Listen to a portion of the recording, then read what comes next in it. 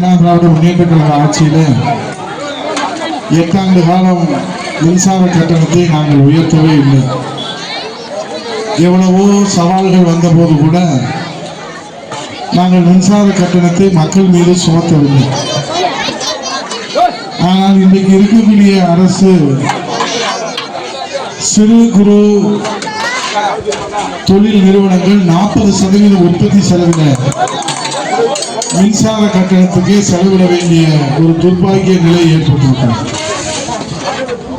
அப்படியானால் அந்த நிறுவனங்கள் ஒவ்வொரு மாதமும் அவங்களுக்கு துண்டு இன்றைக்கு விண்ணப்பிக்கிற அளவில் உயர்ந்திருக்கிறது. அதே போன்று சொத்து வரி உயர்வு உயர்ந்திருக்கிறது. இன்றைக்கு மக்களுக்கு பாதுகாப்பு இருக்கிறதா என்றால் நிச்சயமாக இல்லை.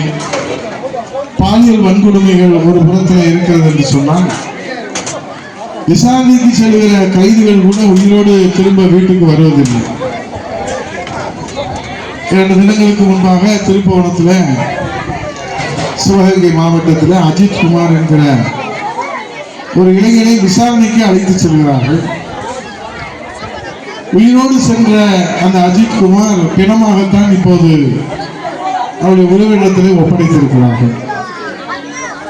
இதுவரை தென் தமிழகத்திலே லாக்அப் டெத் மரணம் என்று சொல்லக்கூடிய விசாரணைக்கு செல்லக்கூடியவர்கள் உயிரோடு திரும்ப முடியவில்லை என்கிற துர்பாகிய நிலை ஏற்பட்டிருக்கிறது.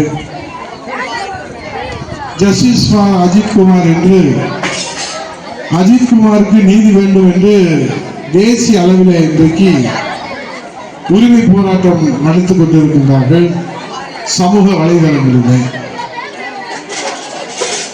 யார் உயிரோடு இருக்கிறார்கள், யார் மறைந்துட்டு போகிறார்கள் என்று இந்த அரசிலே உறுதியாக சொல்ல முடியாது. ஆனால் இதையெல்லாம் ஏற்றுக்கொள்கிற நிலையிலே முத்துவேல் கருணாநிதி ஸ்டாலின் இல்லை. இன்னும் சொல்ல போனால் அந்த மன பக்குவம் இல்லை. எது நம்முடைய இயலாமை, எது கையாளாதத்தனம், எது நிர்வாக முறைகேடு, நிர்வாக சீர்கேடு என்பதெல்லாம் முத்துவேல் கருணாநிதி ஸ்டாலினுக்கு புரிந்ததா புரியவில்லையா, தெரிந்ததா தெரியவில்லையா, தெரிந்து செய்கிறாரா தெரியாமல் செய்கிறாரா? இங்கே கல்லுப்பட்டியில நம்முடைய திருவனந்தபுரத்திலே சத்திரப்பட்டியில காவல் நிலையத்திலே பாதுகாப்பில் இருக்கக்கூடிய அந்த காவலர் இரவிலே தாக்கப்படுகிறார்கள். அவர் நமக்கு பாதுகாப்பு கொடுப்பதற்காக காவல் நிலையத்தில் இருக்கிறார். அவருக்கே பாதுகாப்பு இல்லை. அவர் உயிருக்கு உத்தரவாதம் இல்லாத ஒரு நிலை. அங்கே காவல் நிலையத்தில் இருக்கிற கம்ப்யூட்டர், அவருடைய செல்போன் முதலிய எலக்ட்ரானிக் பொருட்களை எல்லாம் உடைத்து தும்சம் செய்கிற, ரவுடிசம் செய்கிற ஒரு நிலையிலே இருக்கிறார். உதயகுமார் எதற்காக இந்த புலிகுளத்தில் இந்த மேடை போட்டு காவலர்களுக்கு பாதுகாப்பு இல்லை, காவல் நிலையத்துக்கு பாதுகாப்பு இல்லை என்றால் பொதுமக்களுக்கு எப்படி பாதுகாப்பு?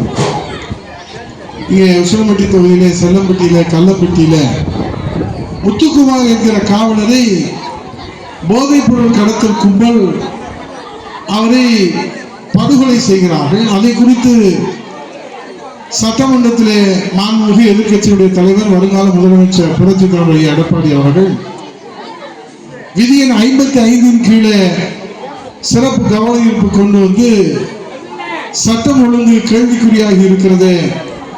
மாண்புமிகு முதலமைச்சர் கையிலே இருக்கிற உள்துறை என்ன செய்து கொண்டிருக்கிறது? காவல்துறை, தமிழ்நாட்டுடைய காவல்துறை இங்கிலாந்தின் ஸ்காட்லாந்துக்கு நிகரான காவல்துறை.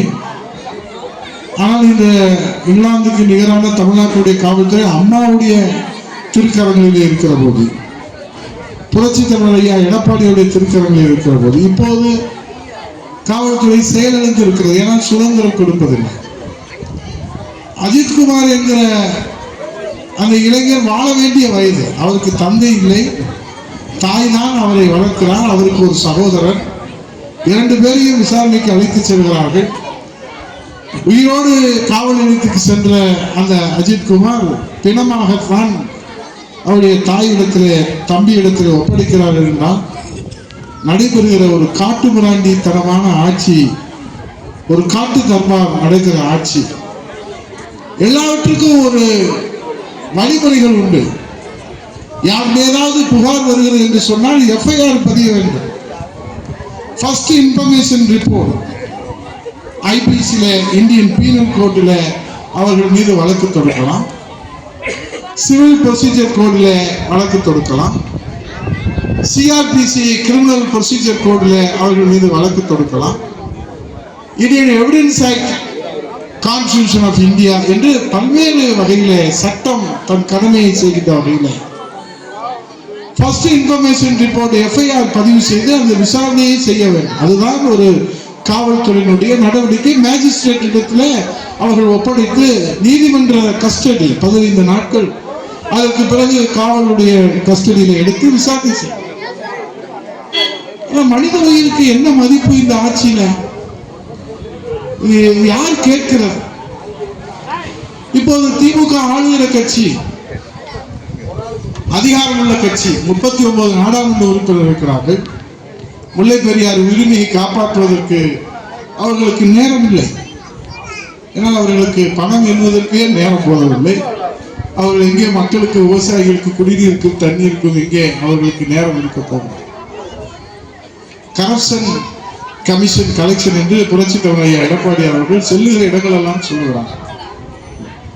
மக்களுடைய பணிகள் இப்போது இங்கே ஃபேவர் பிளாக் பதிக்கப்பட்டிருக்கிறது. எங்கள் தவசி அண்ணன் அவர்கள், மாரியப்பண்ணன் அவர்கள், பிரபு அவர்கள், தம்பி கண்ணன் அவர்கள், தம்பி ராஜா அவர்கள், அண்ணன் மகாலிங்க அவர்கள் எங்களிடத்துல கோரிக்கை வைத்தார்கள். அதையெல்லாம் அமைத்து கொடுத்திருக்கிறோம். இன்றைக்கு கிராம சாலைகள் அத்தனையுமே நாங்கள் மேம்பாடு செய்வோம். இந்த 4 ஆண்டு காலத்திலே புறக்கணிக்கிறார்கள். ஆனால் மேடை போட்டு என்னை திட்டுகிறார்கள். அவர்களுக்கு ஏதாவது செய்திருந்தால் அதை சொல்லி வாக்கு கேட்கலாம். நாம் கொண்டு வந்த புதிய பேருந்து நிலையத்தை அரசு காழ்ப்புணர்ச்சியோடு இடம் ஒதுக்கி கொடுத்து அரசாணை வெளியிட்டு அட்மினிஸ்ட்ரேஷன் ஜிஓ கொடுத்து அதை கூட்டி விட்டார்கள். அதை அவர்கள் காழ்ப்புணர்ச்சியோடு பழைய பேருந்து நிலையத்தை புதுப்பிக்கிறோம் என்று சொல்கிறார்கள். சரி, அதையாவது ஒழுங்காக செய்யணும். பேருந்து நிலையம் ஷாப்பிங் காம்ப்ளெக்ஸாக மாறுகிறது. சட்டசபையில் பேசுகிறோம் மூசி முருகன் அவர்கள் அதையெல்லாம் எங்களிடத்தில் சொல்லுகிறார். சரி, பழைய பேருந்து நிலையம் என்று தொடர்ந்துகிறோம். அது என்ன லட்சணத்தில் இருக்கிறது? ஆட்சி அதிகாரத்தினை நீங்கள் கையில் வைத்துக் கொண்டு இன்றைக்கு திருமங்கலம் தொகுதி தமிழ்நாட்டிலே அறிமுகமான தொகுதியாக இருக்கிறது. கடந்த முறை என்னை தேர்வு செய்கிற போது புரட்சித் தலைவர் அம்மா புண்ணியத்திலே, எடப்பாடி புண்ணியத்திலே என்னை வருவாய்த்துறை அமைச்சராக இந்த திருமங்கலம் தொகுதி அமைச்சர் அந்தஸ்து உள்ள தொகுதியாக உங்களுக்காக சேவை செய்வதற்காக உருவாக்கி கொடுத்தார். இப்போது நீங்கள் எதிர்கட்சியாக இருக்கிற போது கூட இந்த திருமங்கலம் தொகுதியில இன்னைக்கு பல்வேறு திட்டங்கள் இங்கே பேசுகிற போது அருமை தம்பி கண்ணன் அவர்கள் பட்டியலிட்டு சொன்னார். கோட்டாட்சியர் அலுவலகத்திலிருந்து, வட்டாட்சியர் அலுவலகத்திலிருந்து ஒவ்வொரு சாலைகளும் பாதுகாலும் பார்த்து குடிநீர் நீர் பிரச்சனை, வீட்டுக்கு இந்த ஜல்ஜீவன் திட்டம் என்பது நாங்கள் இருக்கிற போது மத்திய அரசுல இருந்து கொண்டு வந்த திட்டம். வீட்டுக்கு குடிநீர் நீர் குழாய்கள். நாங்கள் பெற்ற பிள்ளைக்கு அவர்கள் சொந்தம் கொண்டாடுகிறார்கள். நாங்கள் என்ன செய்வது? இப்போது எங்களிடத்தில் ஆட்சி இல்லை, அதிகாரம் இல்லை. அதனால் இன்றைக்கு அவர்கள் சொந்தம் கொண்டாடி கொண்டிருப்பாங்க. ஆனால் இந்த திருமங்கலம் தொகுதி மக்களுக்கு உண்மை தெரியும், சத்தியம் தெரியும், நியாயம் தெரியும், உழைப்பவர்கள் யார் என்று தெரியும், மக்களோடு தொடர்பில் இருப்பவர்கள் யார் என்று தெரியும், மக்களுக்காக பாடுபடுபவர்கள் யார் என்று தெரியும், மக்களுக்காக சிந்திப்பவர்கள், மக்களுக்காக உழைப்பவர்கள், அம்மாவின் பிள்ளைகள்.